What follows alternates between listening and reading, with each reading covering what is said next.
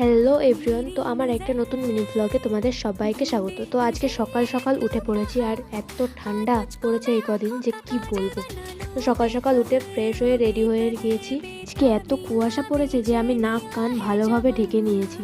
তারপরে রেডি হয়ে বেরিয়ে গিয়েছিলাম। তো রাস্তায় থাকতে থাকতে আমি দেখাইনি, কারণ প্রচুর গাড়ি চলছিল সেই জন্যে। তো ওকে পরিয়ে টরিয়ে তারপরে পাশে একটা বান্ধবীর তো ওখানে আমি গিয়েছিলাম। তো আন্টি জোর করছিল, সেই জন্য খেয়ে নিলাম ওখানেই সকালের খাবার।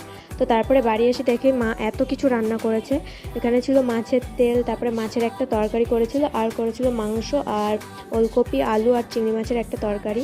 তো 1 জানুয়ারিতে একটা শাড়ি অর্ডার করেছিলাম জেফার ইন্টারন্যাশনাল থেকে, জেফারদির দোকানের শাড়ি। তো সেটা আজকে এসেছিলো। দুটো শাড়ি অর্ডার করেছিলাম, একটা ছিল মেহেন্দি গ্রিন কালার আর একটা অরেঞ্জ কালার। অরেঞ্জ কালার ঠিক না, সব কিছু ডুয়েল টোন।